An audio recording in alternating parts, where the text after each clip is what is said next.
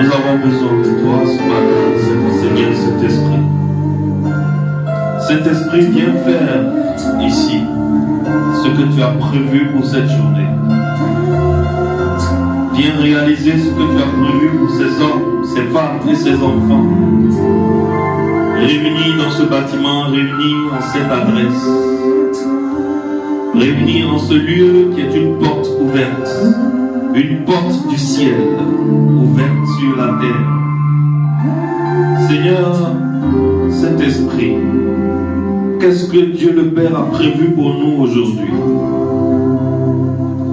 Qu'est-ce que le Père a prévu pour ce peuple aujourd'hui? Saint-Esprit, nous te donnons toute liberté. Saint-Esprit, nous t'invitons à rentrer. Saint-Esprit, nous t'invitons à t'installer. Saint-Esprit, nous te demandons de prendre les rênes. Saint-Esprit, nous te demandons de conduire ce moment. Conduire ce moment du début jusqu'à la fin. Saint-Esprit, ce jour est un culte prophétique. C'est un culte de guérison. C'est un culte de délivrance. C'est un culte de ce que nous les hommes nous appelons miracle. Mais pour toi, ce n'est pas un miracle. Pour toi, c'est ton travail de tous les jours. Mais nous les hommes, nous appelons cela miracle.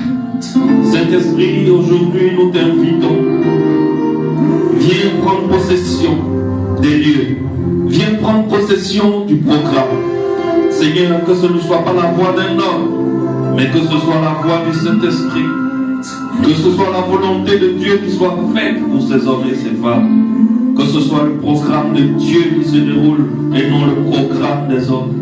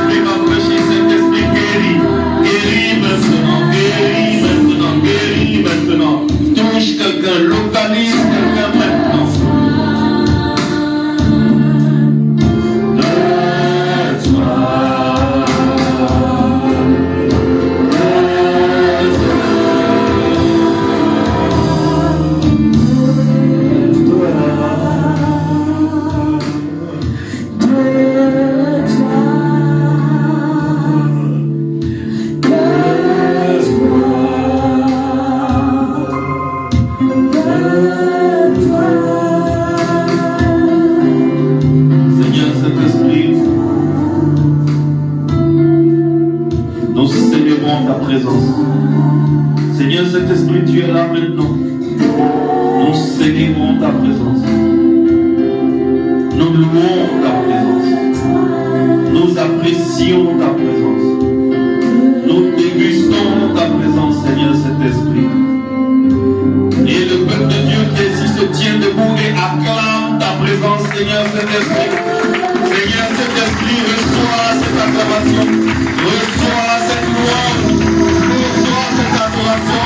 Acclame pour le Saint-Esprit qui est en train d'acclamer pour un homme. Tu acclames pour le Seigneur Saint-Esprit. Tu acclames pour le Créateur de l'univers.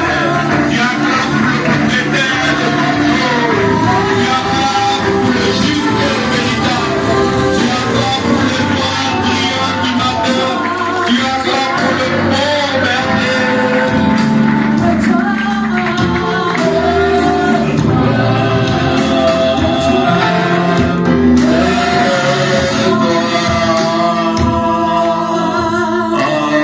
Alléluia. Alors, si tu organises ta vie de telle sorte que toute l'énergie de ta vie c'est dans ton travail, c'est bien. Mais tu vas remarquer une chose, tu ne récolteras que des miettes. Regardez bien. À partir d'aujourd'hui, observe bien. La semaine où tu n'as pas eu le temps pour Dieu, parce que tu t'es occupé dans ton travail, cette semaine-là, tu ne gagnes pas beaucoup d'argent. Mais la semaine où tu mets Dieu à la première place, où tu dis, quel que soit ce qui se passe, je ne louperai pas mon rendez-vous avec mon Père, avec mon Créateur, avec mon Seigneur. Tu fais petit travail, tu gagnes beaucoup d'argent. Parce que c'est comme ça que Dieu a fait le monde. Satan, il veut renverser là. Il n'a pas fait le monde. Lui-même là, on l'a fabriqué. Mais celui qui a fabriqué le monde, il a fait le monde de telle sorte que lorsque tu le mets à la première place, tout est en ordre. Dès que tu enlèves Dieu à la première place, que tu veux le mettre à la deuxième place, tout dans ta vie devient désordre. À partir d'aujourd'hui, observe. C'est un secret spirituel que je te montre. Tu veux avoir de l'ordre dans ta vie, tu veux avoir de l'ordre dans tes affaires, tu veux avoir une santé de fer, tu veux que des miracles t'arrivent, donne la première place, donne la plus grande partie de ton temps à Dieu. En faisant quoi? En cherchant sa présence dans la prière, en cherchant sa présence dans les chants, dans la louange, dans l'adoration, en lisant ses Écritures. Un bon chrétien ne peut pas passer que 4 heures sans lire la Bible. C'est pas possible. Si toi tu es un chrétien et puis tu fais une semaine tu ne lis pas la Bible, c'est dimanche seulement qu'on met la Bible à la télé et puis tu lis, ta chrétienté là, c'est pas encore ça. C'est en téléchargement, c'est pas encore rempli. Amen. Il y a quelqu'un qui a souri, c'est que la personne est coupable. Mais c'est les gens, leur Bible là, ça a pris poussière. Donc, quand ils prennent leur Bible là, ils veulent lire là, bon, tellement. Mais leur télévision est propre. Bon, bien nettoyée, mais la télé là, ça c'est chaque jour. Mais la Bible est sur étagère quelque part là-bas. Quand on prend là, puis on ouvre. C'est pas normal, chrétien. C'est pas. La Bible dit, cherchez premièrement le royaume et sa justice. Et toutes les autres choses vous seront données par dessus. Alors tout ce qu'on est en train de lutter pour chercher à Abidjan, ça c'est ce que Dieu donne par-dessus. Dieu dit, si tu me cherches, les autres choses là, je vais te donner. Maintenant on dit non. On va aller chercher les autres choses là, by fire, by force. Et puis on met Dieu après. Quand tu demandes à quelqu'un pourquoi il n'est pas venu au culte, il dit j'avais des habits à laver. Il y a quelqu'un qui m'a dit ça ce matin. Je l'ai invité pour venir au culte ce matin. Et ce matin, je l'appelle, je lui dis bon, il est l'heure, je vais te faire dépôt, oui, tu vas venir. La personne me dit, papa, je suis en train de laver à bio. Quand je vais finir, je vais t'appeler. J'ai dit, j'ai compris. Il y a des choses qu'on ne pense pas. Alors, Excellence, je veux que ces choses changent dans la vie des hommes et des femmes que Dieu réunit à cet endroit. Et que nous ne soyons pas des égliseurs. Qu'est-ce que j'appelle égliseur? Un égliseur, c'est quelqu'un qui vient à l'église tous les dimanches. Mais sa vie ne montre pas qu'il va à l'église. Sa vie ne montre pas qu'il y a Jésus dedans. Vous voyez? On est ici comme ça, on est à l'église. Mais les mêmes personnes, il faut bien regarder, vers 13h, 14h. Les mêmes personnes qui sont comme ça. Parce que là, on est dans la présence de Jésus, là, n'est-ce pas? Saint-Esprit. Et puis il tombe là. Il faut regarder la même personne vers 14h, 15h. Tu vas savoir s'il y a Jésus ou bien s'il n'y a pas Jésus. Ce type de chrétien-là ne se rassemble pas ici. Les hommes et les femmes que Dieu filtre pour envoyer ici, c'est des gens qui vivent la vie de Christ. Dis après moi, la vie de Christ. La vie de Christ. On ne vit pas la vie de Christ parce qu'on est trop fort. Personne n'est fort pour vivre la vie de Christ. On vit la vie de Christ parce qu'on s'abandonne et le Saint-Esprit nous conduit. Amen. J'ai une annonce, une seule annonce pour toute l'église. C'est que le 8 février prochain, nous avons une grande fête à l'église ici. Oh yes! J'aime votre réaction. J'aime votre réaction. Alléluia. Nous on aime fête. Si tu sais, s'il y a des gens qui aiment fête à Benjerville ici, c'est... Non, c'est vrai, acclamez pour ma fille. Alléluia. Si tu n'aimes pas fête, il ne faut pas venir à l'église ici. Nous là, on est église, on aime fête. Et Dieu nous donne une occasion de fête incroyable. Cette église a été fondée en février 2020, en février 2019. Février 2019. Mais en réalité, on a fait 1 an d'échauffement. Donc, en réalité, l'église a maintenant 5 ans. Depuis que l'église a été reconnue officiellement par le siège, pendant les 1 an d'échauffement là, le siège dit non, on est en bas des bâches et ils ne reconnaissent pas l'homme qui est en bas des bâches. On dit d'accord, quand on s'est fâché, on a prié Dieu, Dieu nous a donné une très belle salle à Benjerville. Et on a fait 5 ans là-bas. Et le Saint-Esprit nous a dit, c'est le moment de partir. Allez vers quelque chose de mieux que j'ai réservé pour vous. Et nous sommes arrivés ici. Alors, nous, si vous avez remarqué, nous on ne fait pas anniversaire d'église chaque année. Je me suis organisé avec mes gars, je leur ai dit, nous là, si nous on veut fêter anniversaire d'église, c'est chaque 5 ans. Donc, les 5 ans sont arrivés, on va fêter l'anniversaire de notre église, la maison de la destinée, le temple de Benjerville. Et c'est cette année en février. Or, voilà ce qui se passe. Il se trouve que Dieu est d'accord avec notre fête. Pourquoi Dieu est d'accord avec notre fête? À la même date où on doit fêter les 5 ans de l'église, c'est exactement la même date que je me suis marié avec maman, ça fait 10 ans. Wow. Alléluia. C'est-à-dire, anniversaire de l'église, ça tombe en même temps, même date avec anniversaire de mariage. Et puis, c'est pas n'importe quelle année, c'est combien? 10 ans. Ça se fête. C'est pas tout le monde qui y arrive. Aujourd'hui, les mariages, là, si ça a trop duré, c'est 6 mois. Il y a un mariage qui fait le buzz actuellement, là. Ça a duré combien de temps? 1 mois. Ils ont fait d'autres combien de millions? 10 millions. D'autres 10 millions. Le mariage a fait 1 mois. Actuellement, il y a quelqu'un qui est en train de demander à son ami de rembourser d'autres, là. Mais Dieu nous a donné 10 ans. Et je vous dis, en 10 ans, t'as dit, on l'a fait par là. Il nous est arrivé de faire par là. Tellement on ne fait pas par là, je ne me rappelle même pas s'il y a eu par là en 10 ans. Bon, moi je suis quelqu'un, moi j'aime crier. Si je crie, elle me connaît maintenant. Maintenant, quand je crie là, elle s'en fout. Moi j'aime crier. C'est vrai, c'est pas ça. C'est vrai ou bien c'est faux? C'est pas fini.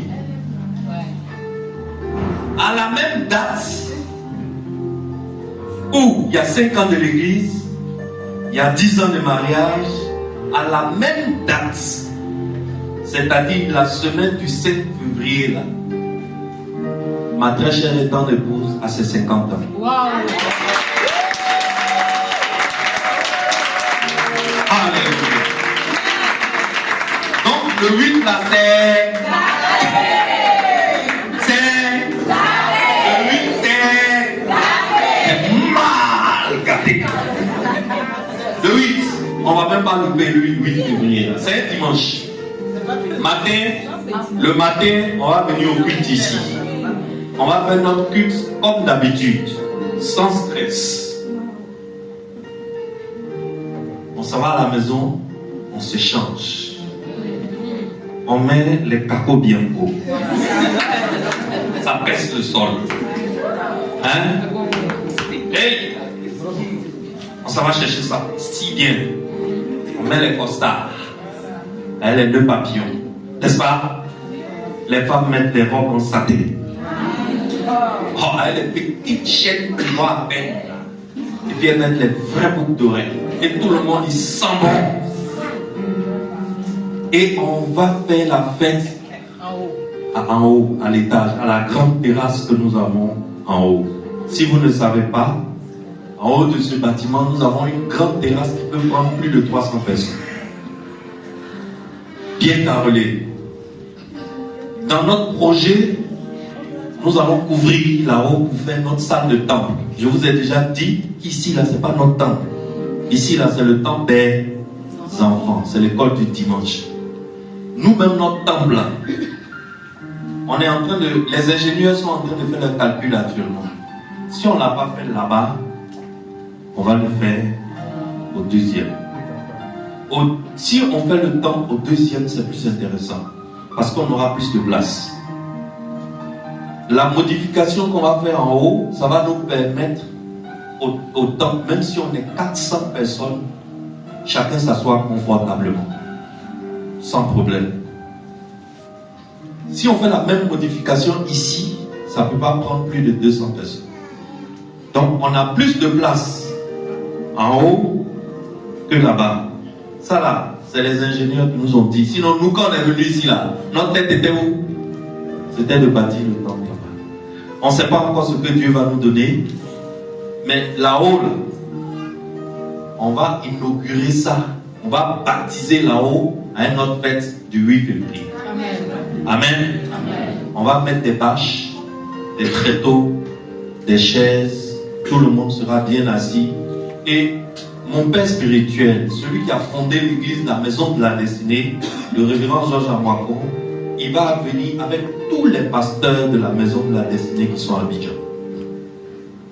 Et nos frères et sœurs qui sont dans les églises sœurs. Ça veut dire que ce jour-là, on sera nombreux. Beaucoup d'amis vont venir. J'ai la grâce d'être le président du collectif des pasteurs de Bingerville. Donc, les pasteurs de Bingerville aussi m'ont dit qu'ils ne peuvent pas louper. Eux aussi, ils viennent. Alors ce jour-là, nous allons recevoir de la visite comme pas possible. Pour ceux qui sont dans cette église il y a longtemps, si vous vous rappelez, notre premier anniversaire, non, ou bien deuxième, vous avez vu la grande fête qu'on avait fait là-bas, n'est-ce pas? Ça sera plus grand.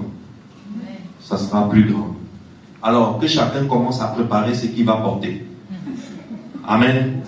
Voilà, ce jour-là, on va faire des photos qui vont rester dans l'histoire. Amen.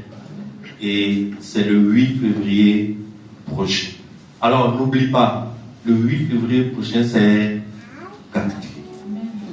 C'est gâté au temple gloire de Benjamin. On aura du monde. Je suis en train de voir comment on peut aménager en face de l'église là. Hein? Comment on peut aménager pour garer les voitures, parce qu'on aura beaucoup de voitures qui vont venir, nos amis. On aura des problèmes de parking, donc on est en train de voir s'il faut louer un bulldozer pour tailler bien en face là, pour pouvoir faire entrer les voitures qui vont venir, pour ne pas perturber le passage. Mais bref, c'est pour vous prévenir pour que vous vous prépariez. Certains d'entre vous, le comité d'organisation va s'approcher de vous pour que vous puissiez participer à l'organisation de la fête. Alors, ils vont le faire en privé. Donc, si quelqu'un vient vers toi pour te dire, ah, tu dois être demoiselle d'honneur, ou bien tu dois servir à la cambuse, ou bien tu dois t'occuper de tel repas, ne sois pas surpris. C'est notre fête, c'est la grande fête. Ce jour-là, on aura un grand moment d'adoration. On aura 1 heure de temps d'adoration. Donc, nos pianistes seront sollicités fortement. Et il y a un grand artiste dans le milieu musical en Côte d'Ivoire que vous tous vous connaissez. Ses chants passent à la télévision, à la radio tous les jours. Il m'a promis qu'il sera là. J'ai dit, mais Bishop, je ne peux pas payer ton cachet, et toi, ton cachet est trop élevé. Il dit, toi, tu es mon frère. Ce que tu trouves, il faut me donner, mais je ne peux pas louper cette fête. Alors, il y aura des surprises incroyables ce jour-là. Donc, préparez-vous. Amen.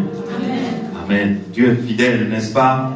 Dieu a pris des gens, des hommes et des femmes qui ne sont rien, qui n'ont rien, des anonymes, et Dieu est en train de nous faire asseoir petit à petit à la table des rois. Alors, tu es venu dans cette église, ne quitte plus jamais cette église, parce que ta destinée va changer ici. C'est pour cela que l'église s'appelle la maison de la destinée. Quand on vient dans cette église, la destinée change.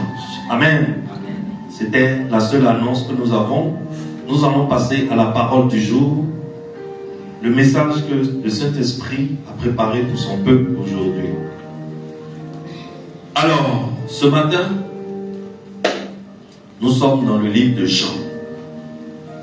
Nous sommes dans le livre de Jean, Jean le chapitre 5. Nous allons lire du verset 1 au verset 9. Jean 5, 1 à 9.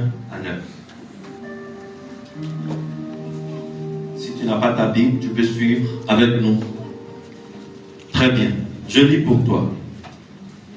Après cela, il eut une fête des Juifs. Si c'est ta Bible, souligne après cela. Après cela, il eut une fête des Juifs et Jésus monta à Jérusalem. Or, à Jérusalem, près de la porte des brebis, il y a une piscine qui s'appelle en hébreu Bethesda et qui a 5 portiques. Sous ces portiques étaient couchés en grand nombre des malades, des aveugles, des boiteux, des paralytiques qui attendaient le mouvement de l'eau. Car un ange descendait de temps en temps dans la piscine. De temps en temps, si c'est ta Bible, souligne de temps en temps. Car un ange descendait de temps en temps dans la piscine et agitait l'eau. Et celui qui y descendait le premier, après que l'eau avait été agitée, était guéri. Quelle que fût sa maladie. Là se trouvait un homme malade depuis 38 ans. Jésus, l'ayant vu coucher, et sachant qu'il était malade depuis longtemps, lui dit, « Veux-tu être guéri ?» Le malade lui répondit, « Seigneur, je n'ai personne pour me jeter dans la piscine quand l'eau est agitée. Et pendant que j'y vais, un autre descend avant moi. Lève-toi, lui dit Jésus, prends ton lit et marche. » Aussitôt cet homme fut guéri. Il prit son lit et marche. Amen. Amen. Prions. Seigneur Saint-Esprit, voilà ce que tu as décidé de faire pour nous ce matin. Ce matin, tu as décidé de rentrer dans notre histoire de façon miraculeuse. Ce matin, tu as décidé de guérir un homme, de guérir une femme. Ce matin, tu as décidé de faire un miracle dans la vie de plusieurs personnes réunies ici. Ce rendez-vous est un rendez-vous de miracle. Ce rendez-vous est un rendez-vous de puissance. Saint-Esprit, fais selon ta volonté, dans le nom puissant de Jésus. Touche quelqu'un, rétablis quelqu'un, renforce quelqu'un, élève quelqu'un, promeut quelqu'un dans le nom puissant de Jésus. Amen. Amen. Alors aujourd'hui, c'est un culte prophétique, c'est un rendez-vous prophétique.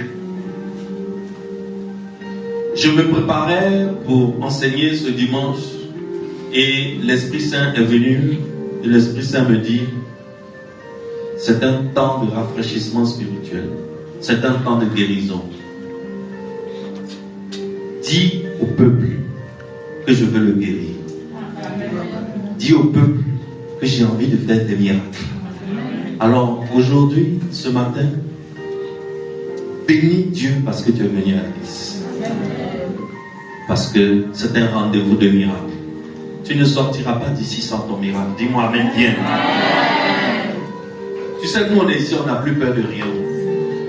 Je ne sais pas si toi tu as encore peur de quelque chose. Nous là, on n'a plus peur de rien. Nous là, on était le temple où on est quitté pour. D'abord quand on a commencé cette église, nous on était en bas de vaches, dans le jardin de quelqu'un. Il y a un monsieur qu'on est parti évangéliser. Le message lui a plu. Et puis il nous a dit, venez dans ma maison pour enseigner la Bible chaque semaine. Comme ça mes enfants vont entendre le message du Seigneur Jésus-Christ. Et on a accepté. Et le monsieur nous a donné son salon. Et nous on a dit, bon, ton salon là, c'est ton intimité. On ne veut pas prendre ton salon. Donne-nous ton jardin. Puisque ton jardin est grand. Le monsieur nous a donné son jardin. Et on a fait des bâches, on a mis des chaises, la sono et tout. Et on a fait l'église là-bas pendant 1 an. Pendant 1 an qu'on faisait l'église là-bas, la maison du monsieur n'était pas clôturée. Quand les gens passent, les gens nous regardent. Et des fois, il y a des gens qui se moquent de nous. Dis cela, attends. Dans le musulman, attends, c'est l'église quoi. Le nom de Jésus est tombé. Hein? Mais nous, on priait notre Dieu et nous, on avait foi en Jésus. 1 an après, on s'est retrouvé dans une salle qui nous coûtait 500 000 par mois. Quand on partait dans la salle qui nous a coûté 500 000 par mois pendant 5 ans, personne parmi nous ne savait comment on allait payer le loyer. Personne. Parce que personne parmi nous ne pouvait taper sa poitrine pour dire, allez-y, prenez, si c'est chaud, moi je viens. Personne. Je ne sais pas comment on s'est organisé pendant 5 ans. Je ne sais pas comment Jésus a fait son affaire, mais pendant 5 ans, même 1 mois, on ne doit pas. Où on est quitté. Même 1 mois, on ne doit pas. Pendant 5 ans. 500 000, tout, 500 000 chaque 30 jours. 500 000 chaque 30 jours. Je ne sais pas comment on s'est organisé. On était là-bas. Lorsque l'Esprit est venu pour nous dire, il est temps de quitter. Là-bas est devenu trop petit. Je veux vous envoyer dans un endroit plus grand. On cherche maison jusqu'à... On tombe sur ce bâtiment et on dit au propriétaire que ce bâtiment nous plaît. Nous, on veut rester ici. Le propriétaire nous dit que lui, son bâtiment, le loyer, c'est 1 million. Et que quelqu'un même lui a proposé 1 500 000. Une église avant nous. Les églises où les gens portent cravate là. Et puis ils portent chemise blanche, pantalon noir. Je ne sais pas si vous les connaissez. Église américaine. C'est des derniers, ils ont beaucoup d'argent. C'est des gens, ils sont mal payés d'argent.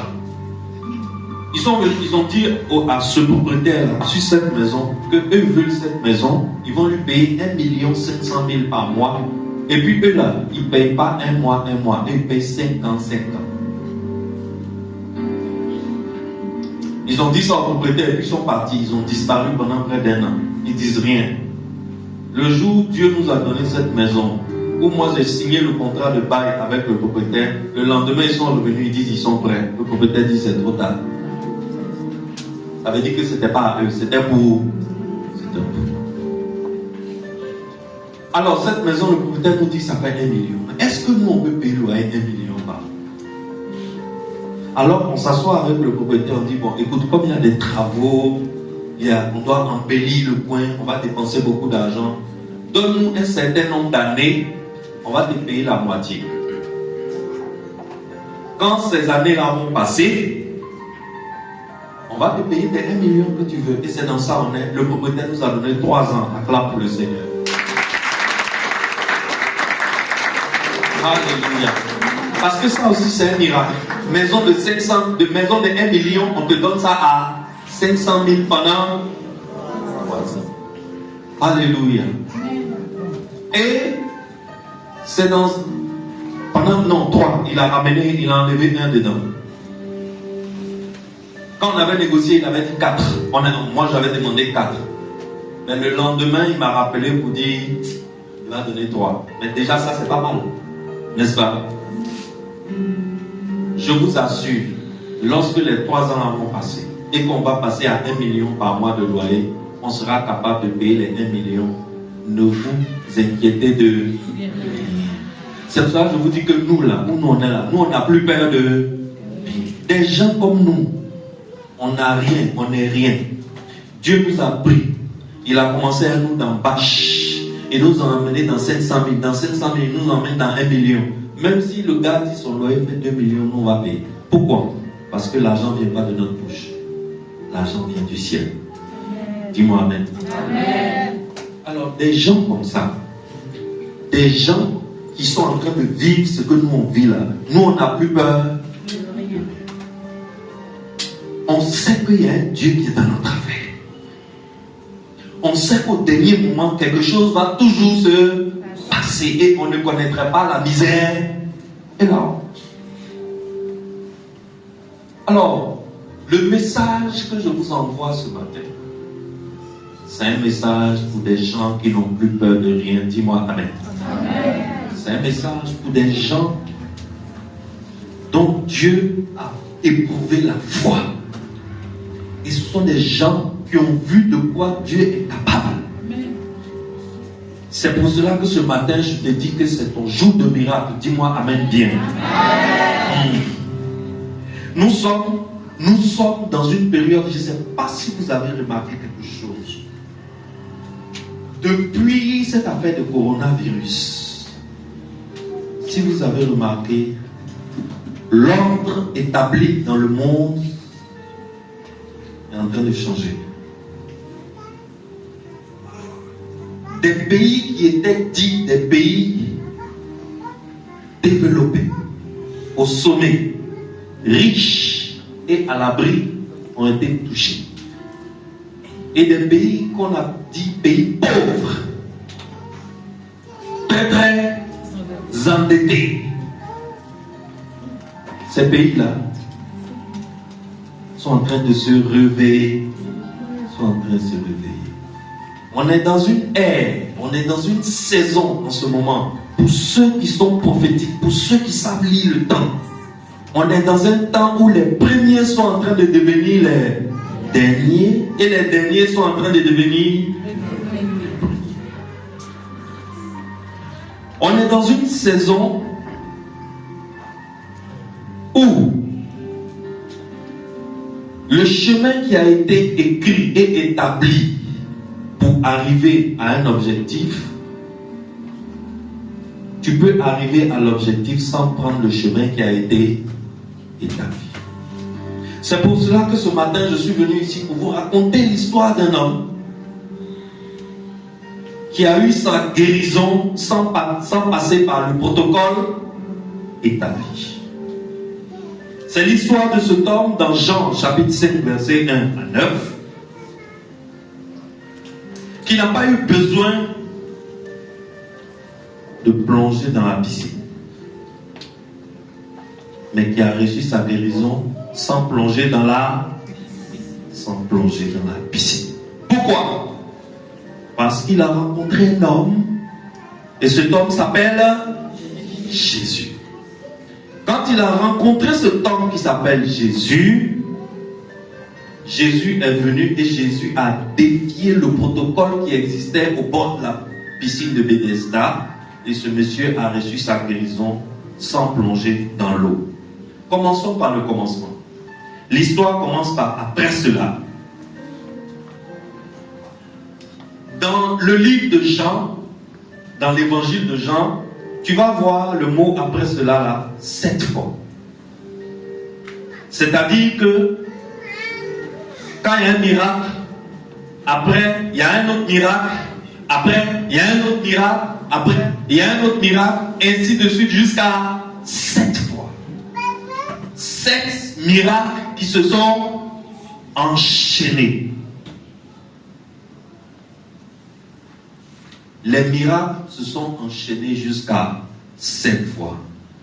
Alors ce matin, j'annonce une saison d'enchaînement de miracles dans ta vie. Amen. Tu vas expérimenter miracle après miracle, après miracle, après miracle, 7 fois. Dis-moi Amen. Amen. Oh, répète après moi, après cela. Une fois, après cela. 2 fois, ça sera ton miracle. Après cela. 3 fois, ça sera ton miracle. Après cela. 4 fois, tu auras 4 miracles. Après cela.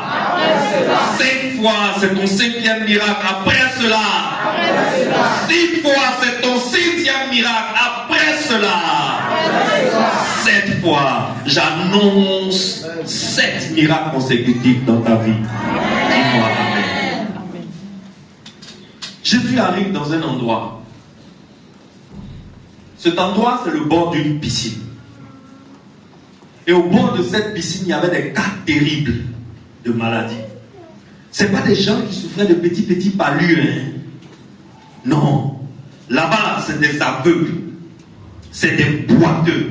C'est des estropiés. C'est des diabètes chroniques. C'est des hypertensions. C'est des AVC avec hémiplégie et tétraplégie. Ça veut dire paralysie de tout le corps. Etc. Etc. Etc. Des paralytiques. Et au bord de cette piscine de Bethesda, il y avait une multitude de personnes en très mauvais état de santé. Bethesda veut dire la maison de miséricorde. Donc, comme c'est la maison de miséricorde, c'est normal qu'on envoie des cas désespérés dans une maison de miséricorde, n'est-ce pas?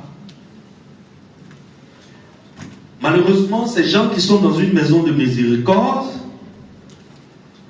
ne sont pas en train d'expérimenter la miséricorde. Écoute, le gars, il est malade depuis 38 ans. Je ne sais pas si tu te rends compte. 38 ans. 1 an, 2 ans, 3 ans, jusqu'à 38. Le gars est malade. Ça veut dire que le gars, même sa maladie est plus âgée que Jésus. Hein? Sa maladie est plus âgée que Jésus.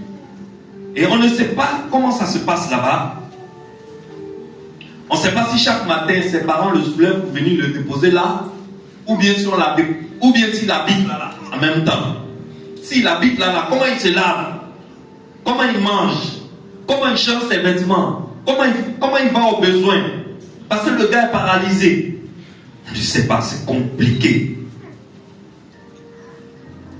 Et quand on regarde dans ce lieu, cet homme malade depuis 38 ans, apparemment c'est le cas le plus difficile. C'est le malade le plus touché à cet endroit. Et Jésus choisit d'aller vers le cas le plus difficile. Tu crois que ton cas est difficile? Ce matin, Jésus va te guérir avant que tu sortes de cette salle. Amen. Oh, dis-moi Amen bien. Amen. Je crois que tu ne crois pas encore. Dis-moi Amen bien. Amen. Le protocole normal, c'est quoi? Le protocole normal, c'est que de temps en temps, au bord de cette piscine, il y a un ange qui vient puis plonge dans l'eau tout boum. Quand il plonge dans l'eau comme ça, il repart. Mais pendant quelques secondes, l'eau a un pouvoir surnaturel de guérison. Mon père, le grand Georges Amouakon, dit l'eau a été surnaturalisée. Il a créé un nouveau mot. Et le premier malade qui arrive à plonger dans la piscine, après le passage de l'ange, quelle que soit sa maladie, même si c'est un cancer incurable, Il n'y a pas de docteur sur la terre pour soigner. Mais s'il a il a genre dans l'eau là, après le passage de l'ange, il est guéri. Alors, qu'est-ce qui se passe? Ce qui se passe, c'est que le gars là, notre ami là, qu'est-ce qu'il doit faire? Dès que l'eau est surnaturalisée, lui il doit faire quoi? Or, il est paralysé. C'est un paralytique. Ce matin, je déclare que l'ange de Dieu vient pour surnaturaliser l'air que tu respires ici. Dis-moi. Juste parce que tu es ici et que tu n'es pas resté à la maison. Tu es dans cette salle. De la même façon que l'ange, quand il tombe dans l'eau, l'eau acquiert un pouvoir surnaturel de guérison. Je déclare que l'ange surnaturalise l'air que tu respires dans cette salle. Maintenant. Dieu dit en Exode chapitre 23, verset 25 que je bénirai votre pain et je bénirai vos os et j'éloignerai la maladie de vous. Je déclare ce matin que Dieu éloigne la maladie de vous. Amen. Que Dieu éloigne la maladie de tous ceux qui sont en contact avec ma voix ce matin. Amen. Que ce soit en présentiel ou que ce soit par internet. Tu entends le son de ma voix. Je déclare que Dieu éloigne la maladie de ta maison. Amen. Au bord de cette piscine, l'ange vient, il tombe dans l'eau, l'eau est surnaturalisée. Et à ton avis, qu'est-ce qui va se passer dès que l'eau est surnaturalisée? Il y a beaucoup de malades. Tout le monde cherche la guérison. Qu'est-ce qui va se passer? Qu'est-ce qui va se passer? La course. La course, n'est-ce pas? La lutte. Tout le monde va faire quoi? Lutter pour être le premier. Parce que le protocole dit quoi? Le protocole dit, après le passage de l'ange, c'est le premier qui tombe dans l'eau qui est guéri. On n'a pas dit tout le monde. Alors, imagine, l'ange est tombé tout doux. Tout le monde a entendu. Qu'est-ce qui va se passer au bord de cette piscine? La lutte. De toute façon, nous on est civilisés dans la salle, chacun assis à sa place. Le climatiseur souffle, on n'a pas chaud. On voit pas qui on est prêt. On n'a qu'à nous mettre au bord de la piscine de Bethesda, où tout le monde est malade, et puis on va attendre Doudou. C'est là que tu vas voir que femme n'est pas femme. Femme est plus fort que garçon. C'est là que tu vas voir que garçon aussi se laisse pas faire. C'est là que tu vas voir que enfant, il va dire à sa maman, la vieille pousse d'abord. Est-ce que tu vois? Et malheureusement, si tu te rappelles, Bethesda veut dire quoi? La maison de miséricorde. La maison de miséricorde est devenue quoi? La maison de la lutte. Malheureusement. Ce n'est plus la maison de la miséricorde, c'est devenu la maison de la lutte. Parce que des hommes doivent fournir des efforts personnels pour avoir droit à la guérison. Voilà l'ordre qui est établi autour de la piscine de Bethesda. Alors arrive un homme. Cet homme s'appelle Jésus. Il arrive au bord de la piscine de Bethesda et il se dirige vers le cas le plus difficile qui se trouve au bord de cette piscine.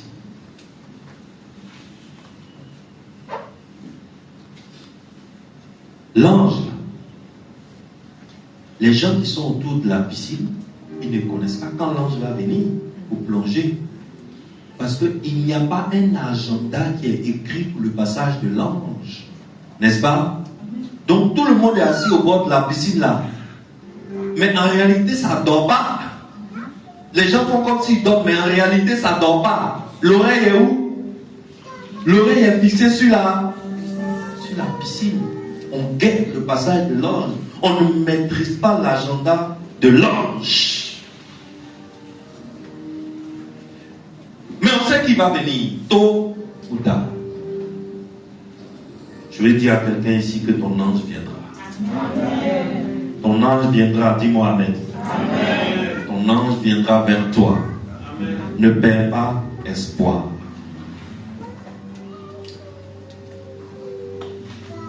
Tu vois, quand tu n'es pas malade, quand tu entends un tel enseignement, tu ne comprends pas. Tu perds pas. Mais quand tu es malade, quand la douleur vit en toi, et que personne ne comprend, et que c'est toi seul, quand pour tirer un souffle, pour prendre un souffle, une respiration, tu dois lutter, tu dois combattre une douleur, tu dois combattre une force contraire.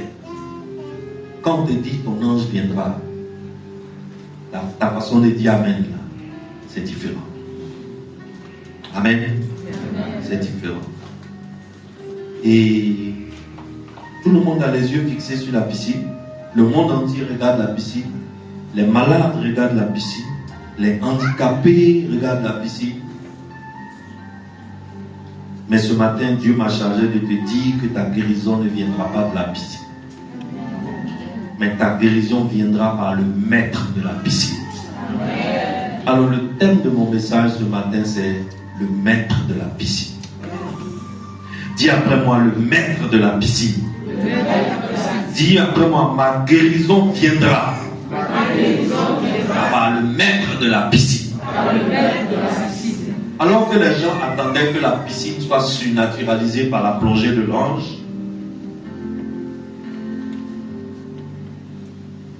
Jésus va vers ce monsieur qu'on a déposé là-bas. La Bible dit il est seul. Quand l'ange passe et plonge, le monsieur il s'efforce, il traîne dans la poussière parce que c'est un paralytique. Ses jambes ne fonctionnent pas et avant qu'il n'arrive à l'eau, on l'a déjà devancé. Et chaque fois, c'est la même chose et rien ne change. Alors, Jésus lui dit, veux-tu être guéri? Le gars, lui, ne sait pas que Jésus, c'est le maître de la piscine. Alors, on lui pose la question, veux-tu être guéri? Quand on te pose la question, veux-tu être guéri? Tu réponds comment? Oui ou bien non? Le gars, on lui dit, veux-tu être guéri? Lui répond comment? Il dit, je n'ai personne. Je n'ai personne. Il y a des gens qui ont des parents pour les assister. Moi, je n'ai aucun parent pour m'assister. Il n'a personne. Il se sent abandonné. Il se sent oublié. Il se sent délaissé. Mais ce matin, je suis ici pour te dire que l'homme t'a certainement abandonné. Tes parents t'ont peut-être délaissé. Ton gouvernement même peut te brader, peut te vendre moins cher. Mais Jésus, cet homme qui vient à la piscine et tout change, lui, il arrive chez toi. Et lui, il ne t'a pas abandonné. C'est dans ta situation que Jésus vient ce matin. Oh, dis-moi Amen. C'est dans ta situation que Jésus vient ce matin. Dis-moi Amen bien. Et voici comment Jésus va bouleverser le protocole au bord de la piscine. Alors que tout le monde avait les yeux fixés sur la piscine, que tout le monde attendait le passage de l'ange, alors que tout le monde attendait une décision du gouvernement, un décret présidentiel, une action d'une ONG, alors que tout le monde attendait la Banque mondiale, alors que tout le monde attendait le FMI, alors que tout le monde attendait un tonton qui travaille à la primature et qui a beaucoup d'argent et sur qui tout le monde compte. Ce matin, toi, tu ne vas pas attendre le gouvernement. Toi, tu ne vas pas attendre un tonton. Ce matin, toi qui ne vas pas avoir les yeux fixés sur un ange, tes yeux ne sont pas fixés vers le gouvernement. Ce matin, il y a un homme qui rentre dans cette église. Comme Jésus est rentré au bord de la piscine de Bethesda. Il rentre, il dépasse tout le monde. Et il va droit vers l'homme qui est malade depuis 38 ans.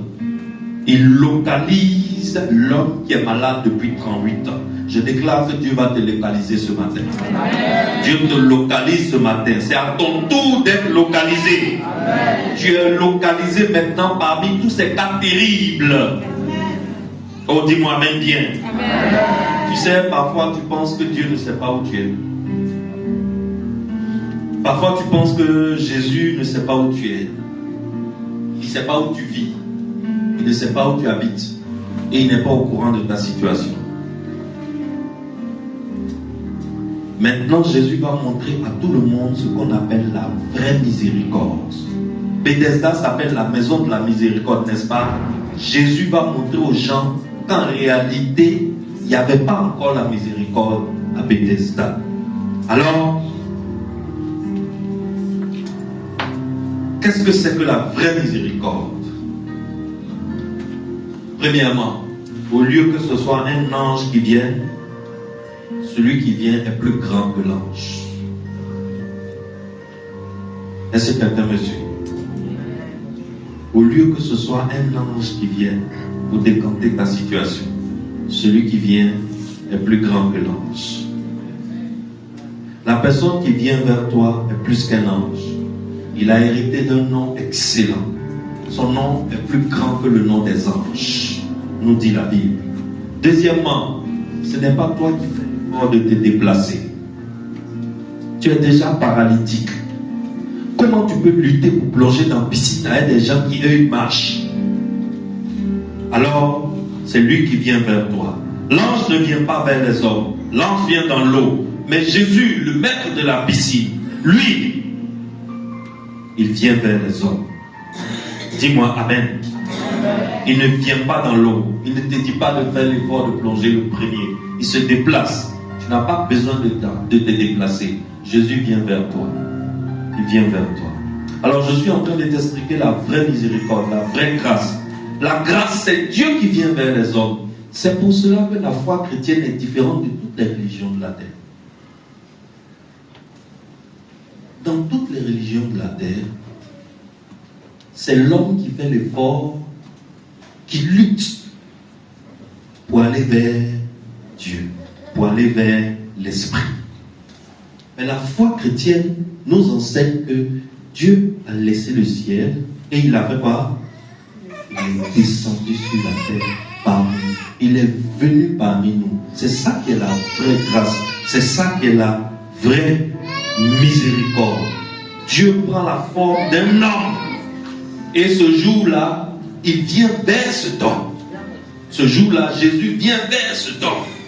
La Bible dit que Jésus savait que ce monsieur était là-bas depuis longtemps. Et quand Jésus, le maître, est venu personnellement, il a dépassé tout le monde. Il est venu au niveau de ce monde, de ce monsieur. Et ce monsieur qui était abandonné, délaissé, Jésus est allé chez ce monsieur. Jésus viendra à ton niveau là où tu es. Dis-moi Amen. Il viendra dans ta maison. Il viendra dans ton travail. Il viendra à l'hôpital. Même ceux qui sont en prison, Jésus viendra te trouver en prison. Dis-moi Amen. Il vient là où tu es. Dis-moi Amen fort si tu vois. Le monsieur, il n'attendait pas une guérison de cette manière. Lui, il attendait que l'eau s'agite. Alors quand Jésus lui a demandé, veux-tu être guéri? Il répond, je n'ai personne pour me jeter dans la piscine quand l'eau est agitée. Donc lui, il voyait en Jésus un bienfaiteur qui allait l'aider à plonger dans la piscine. Alors Jésus lui dit, je suis venu pour t'aider, mais je ne suis pas venu pour t'aider à te jeter dans la piscine, mais je suis venu pour te guérir là où tu es. Dis-moi Amen. Je t'apporte la guérison là où tu es. C'est ça la miséricorde. Voici la vraie grâce. Voici ce que la croix nous a apporté. Voici ce que la croix apporte à ceux qui croient. C'est à cause de ce monsieur-là seul que Jésus s'est rendu à cette piscine ce jour-là. Je vais te dire quelque chose et je sais que tu ne vas pas me croire. Mais je vais te le dire quand même. Jésus est devenu homme pour venir sur la terre à cause de toi seul. À cause de toi seul que Jésus est venu sur la terre. S'il y avait une seule personne qui vivait sur toute la terre, Jésus serait venu quand même et il serait allé au niveau de cet homme. Pas pour le jeter dans la piscine, mais pour lui apporter la grâce et la miséricorde là où il est assis. C'est pour cela que ce matin je dis, là où tu es assis, Jésus vient. Là où tu es, Jésus vient. Tu n'as pas besoin de te déplacer. Jésus vient. Dans gloire de Bergerville, le Seigneur de la piscine est parmi nous ce matin. Je veux dire à mon pays, la Côte d'Ivoire, que le maître de l'ange est parmi nous. Le maître de l'ange est devant nous. L'Afrique tout entière. Je ne sais pas si vous avez remarqué, quand il y a eu le coronavirus,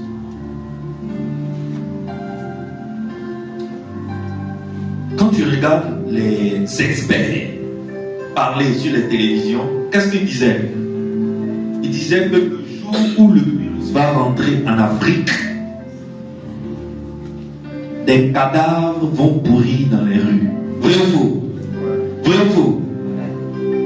Quand on voyait comment les gens mouraient en Italie, parce que si vous vous rappelez bien, tout a commencé, ça a commencé à devenir grave d'abord en Italie, ensuite en Espagne, et après en France, et quand ça a pris les États-Unis, là c'était grave. J'ai dit, quand tu regardes la télévision le matin, quand tu regardes la télévision à midi, tu as peur, tu te dis, ça là, quand ça va venir en Afrique, nous on n'a même pas d'hôpital. Eux ils ont un bon système de santé. Ils ont l'argent, ils ont des bons docteurs. Ils ont des bons plateaux techniques. Le jour où ça va venir en Afrique, on est mort. Et quand tu entends leurs experts parler du jour où il y aura un cas de coronavirus en Afrique, tu as peur. Je me demande même s'il y a eu un mort en Afrique pour coronavirus. Parce que finalement, on prenait les cas de palu, on annonçait les cas de palu comme coronavirus pour pouvoir avoir subvention. Pour que les Blancs donnent l'argent pour qu'on paye les médicaments. Donc même palu là. L'ordre a changé. Je ne sais pas si l'Afrique se rend compte. Mais dans cette affaire de coronavirus, on a vu que le Seigneur de la piscine est en Afrique. C'était dit la vérité. Je ne sais pas si vous vous rappelez, mais moi je me rappelle encore. J'étais devant ma télévision, ma télécommande est tombée de mes mains. Parce que j'ai dit, mais il y a déjà facilement comme ça, à cause des petits tours. Pigeon. Mais l'Afrique a été surnaturellement protégée. Et des cadavres n'ont pas pourri dans nos rues. Alors, Jésus vient chez cet homme. Et Jésus dit, lève-toi. Pourquoi Jésus dit à un paralytique, quelqu'un qui ne marche pas? Jésus sait qu'il est paralytique, mais Jésus lui dit, lève-toi. Jésus veut qu'il fasse quoi? Jésus veut qu'il fasse ce qu'il n'a jamais fait. Je suis ici ce matin pour dire à quelqu'un, l'heure est venue où Dieu veut que tu fasses ce que tu n'as jamais fait. C'est ça qu'on appelle marcher par la foi. La foi ne rend pas les choses faciles, mais la foi rend les choses possibles. Et la Bible dit aussitôt. Avec Jésus, quand Jésus vient, c'est aussitôt. Quand Jésus vient, c'est prompt. Quand Jésus vient, ton miracle est prompt. Alors, ce que tu n'arrivais pas avant, commence à le faire maintenant. Si c'est ton dos qui était bloqué, commence à bouger ton dos. Commence à bouger ton dos. Si c'est ton cou qui qui était malade, si c'est tes jambes, si c'est tes yeux qui ne voient pas, commence à le bouger parce que quand Jésus vient aussitôt. Je dis que le maître de la piscine, il est là maintenant. Le maître de la piscine, il vient vers toi maintenant. La maladie avec laquelle tu es rentré ici, tu ne sortiras pas avec elle. Dans le nom puissant de Jésus-Christ de Nazareth.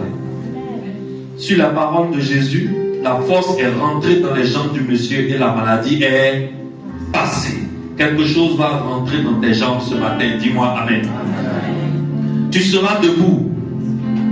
Tu sais, mon frère, nous les Africains là, on ne peut pas traîner éternellement au sol. Il est l'heure pour nous aussi d'être debout. Parce que le maître de la piscine est devant toi. Le Seigneur dit au monsieur, prends ta natte. Avant là, entre la natte et le monsieur, qui portait qui? La natte portait le monsieur, n'est-ce pas? Le monsieur était assis sur sa natte. C'est la natte qui contrôlait le monsieur. Mais dès que Jésus est rentré dans sa situation, Jésus lui dit, prends ta natte. La natte qui te portait hier, aujourd'hui c'est à toi de la porter. Dis-moi Amen. La saison change à ta faveur. Alors, prends ta natte. Le Seigneur de la piscine est venu pour bouleverser la situation. Les gens pensaient qu'ils allaient contrôler le monde pour toujours. Aujourd'hui, Jésus apparaît et Jésus bouleverse l'ordre établi. Excellence, notre continent, l'Afrique, ne sera plus victime, mais elle sera victorieuse. Je veux que tu gardes ça dans ton cœur ce matin. Pourquoi? Parce que le maître de la piscine est devant nous. Le maître de la piscine est parmi nous. Alors je veux qu'un fils du t'emploie se lève, qu'il prenne sa natte et qu'il marche. Je veux dire par là que ce qui te contrôlait avant, à partir de maintenant, c'est toi qui vas contrôler cette chose. Ensuite, Jésus lui dit, marche. Ce gars-là, on le connaissait, c'était le plus lent, c'était le plus vulnérable. Si on veut suivre l'ordre conventionnel, c'est ce gars-là qui serait le dernier à être guéri. Parce que, avant que lui n'arrive dans l'eau, après le passage de l'ange, tous les malades sont déjà passés avant lui. Alors, pour qu'il soit guéri, il faut que tout le monde soit guéri d'abord. Mais comme Jésus change l'ordre, c'est le dernier qui sera le premier à être guéri. Je déclare ce matin que tu n'étais pas sur la liste de la guérison. Tu étais dernier sur la liste de la guérison. Tu étais dernier sur la liste des miracles. Tu étais dernier sur la liste de la promotion. Mais ce matin, parce que tu as rencontré Jésus, tu es dernier, tu deviens premier. Tu passes en tête de la liste dans le nom puissant de Jésus-Christ. C'est pour ça que je te dis, fils du temps gloire, Africain, lève-toi, prends ta natte et marche. Au nom puissant de Jésus.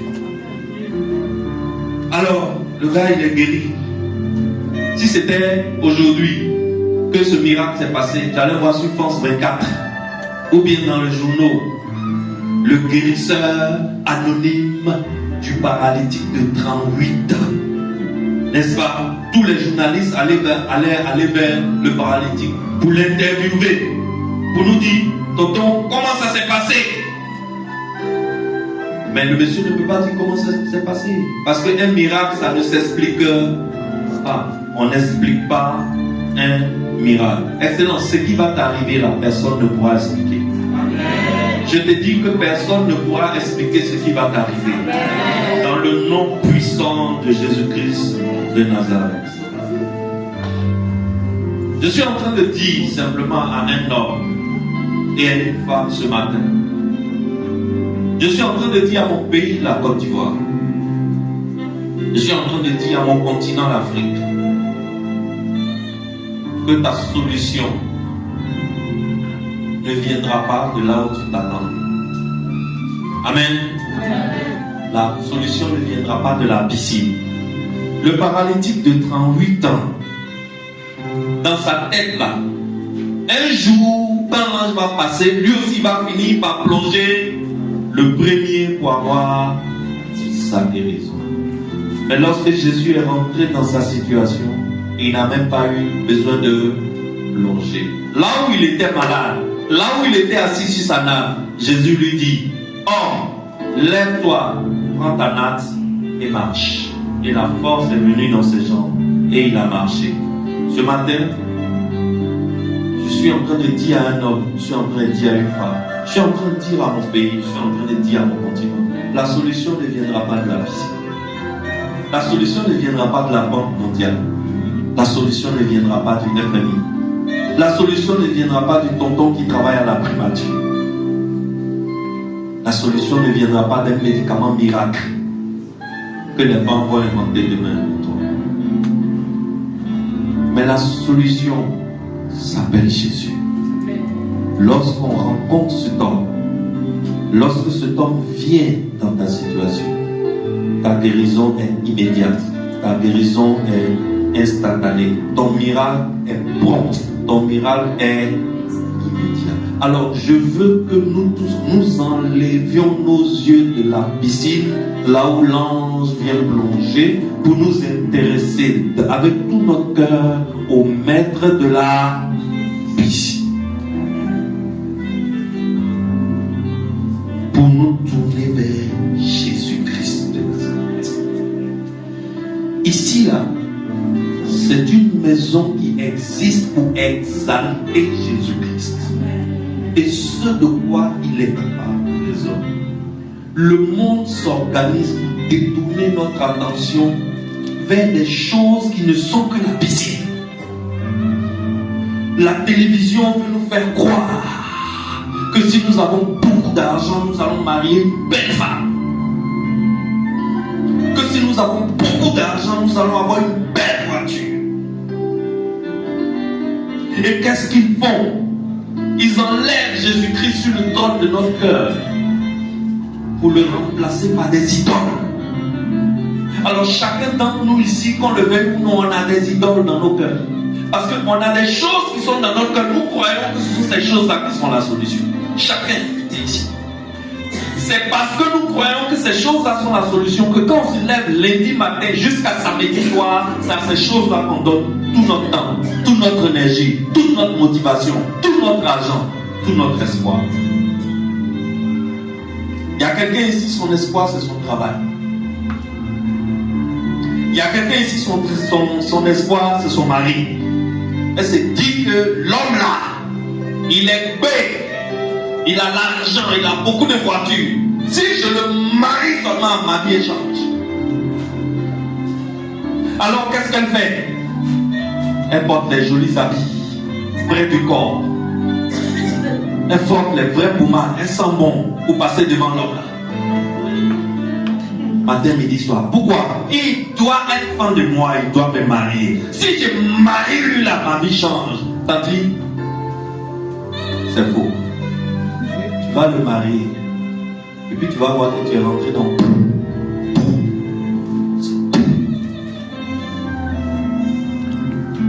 il y a des gens, leur idole, c'est le travail. Sa piscine, c'est-à-dire ses yeux sont fixés. Sa piscine, c'est son travail. Son travail est son mari, son travail est sa femme. Son travail est son devant, son travail est son derrière. Il va au travail à 4h du matin, il revient à 23h. 6 jours sur 7. Il n'a pas le temps pour autre chose.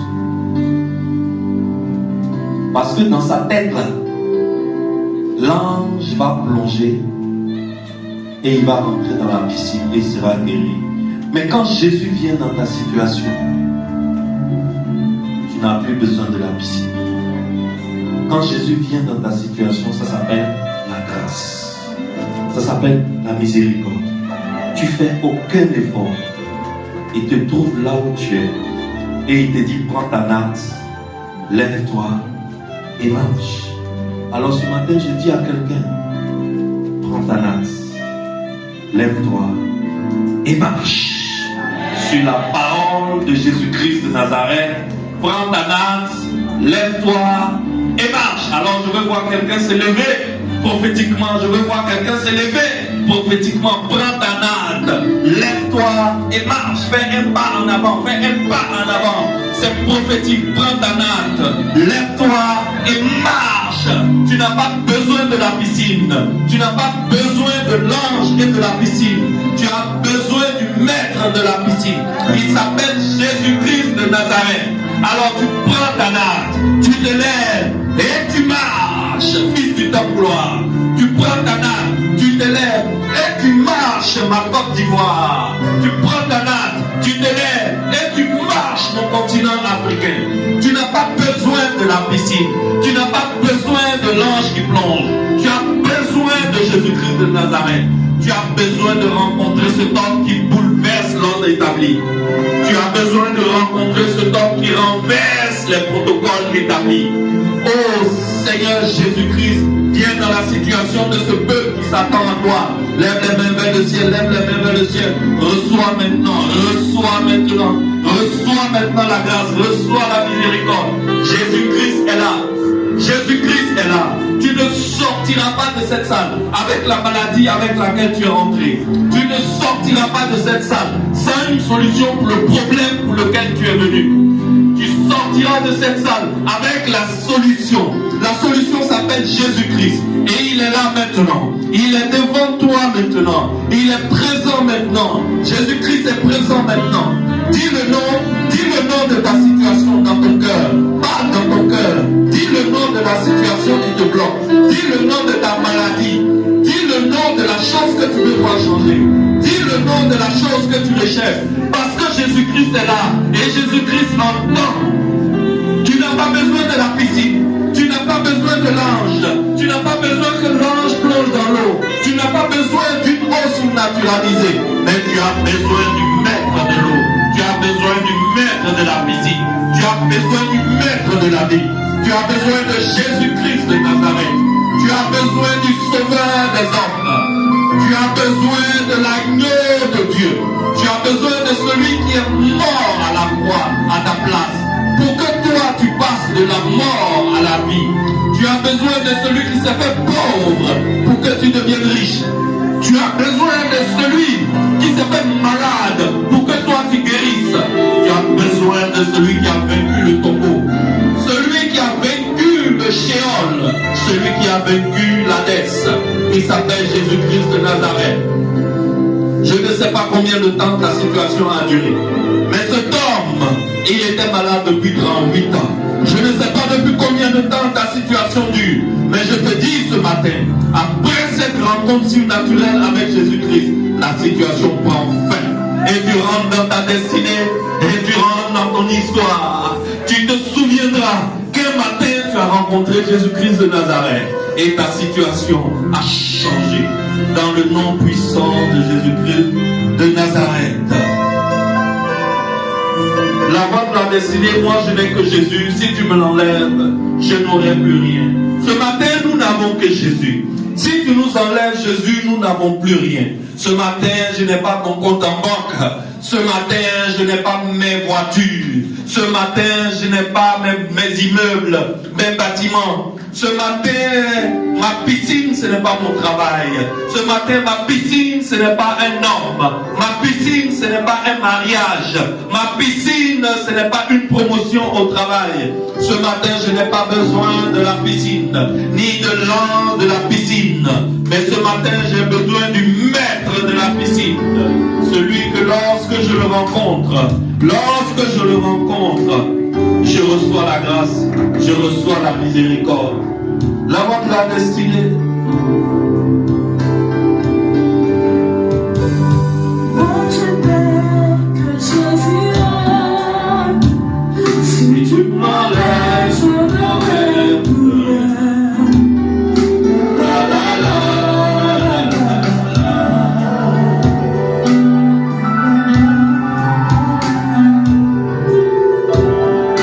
Moi je n'ai que Jésus.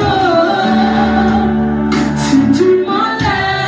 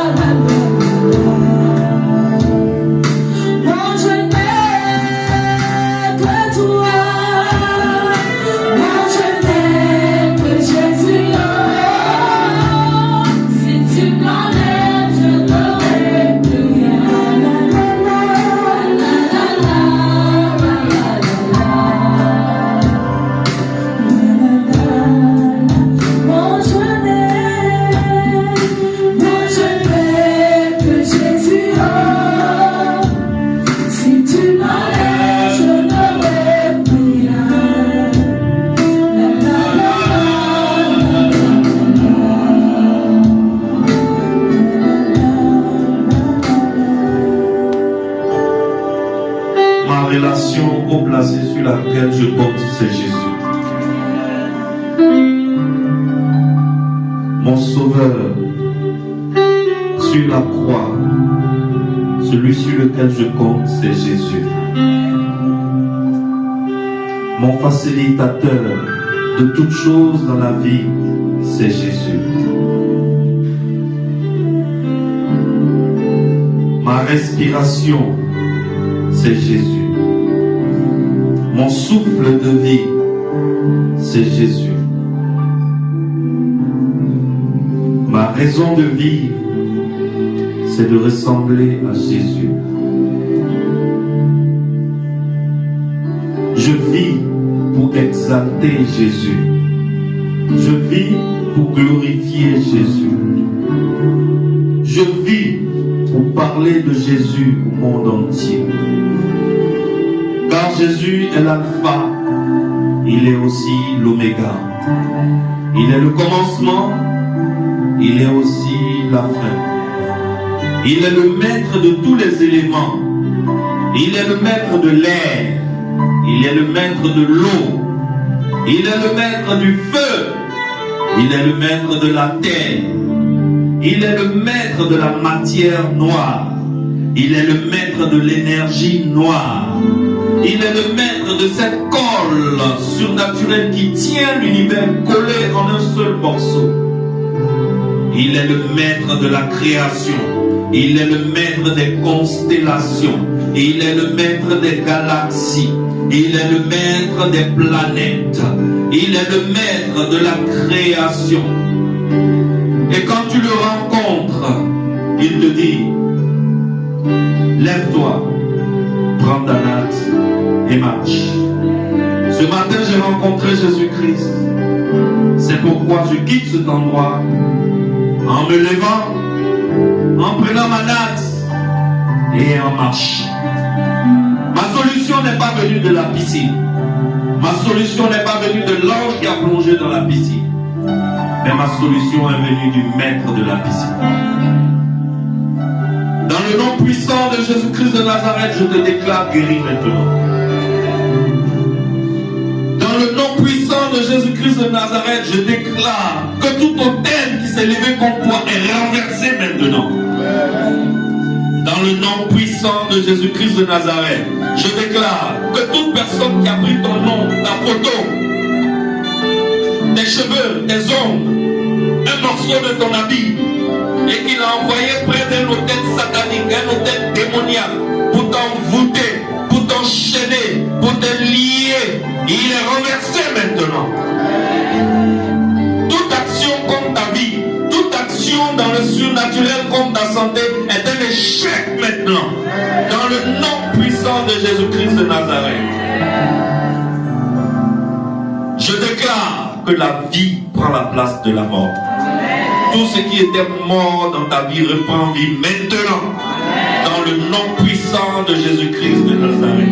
Les reins commencent à répondre. Les hanches commencent à répondre. Les jambes commencent à répondre. Les articulations qui étaient bloquées sont débloquées maintenant. Les dents douloureuses sont guéries maintenant. Dans le nom puissant de Jésus. Les diabètes chroniques quittent maintenant. S'incline devant le maître de la piscine. Je déclare que l'AVC ne sera pas ta part cette année, en 2026. Je déclare que la maladie qui mène à la tombe ne sera pas ta portion cette année, en 2028. Car en ce début d'année, en ce mois de janvier, nous avons rencontré le maître de la piscine.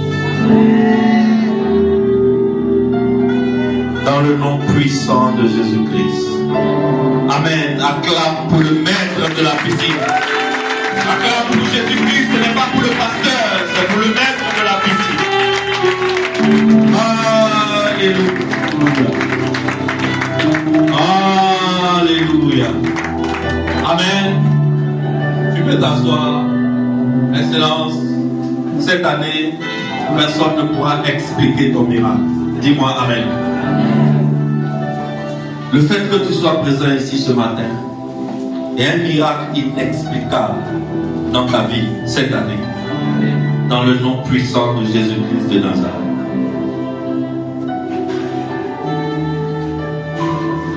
Lorsque tu recevras ta guérison, parce que tu vas recevoir ta guérison, tu viendras témoigner. Les témoignages sont juste la preuve que notre Dieu est vivant et qu'il agit encore. Amen. La plupart des fois, les gens viennent témoigner, mais ils viennent le faire dans mon bureau, en cachette. Maintenant, si tu viens témoigner dans mon bureau, je vais t'emmener devant tout le monde. Tu vas témoigner pour que les gens aussi sachent ce que Dieu fait dans cette église. Amen.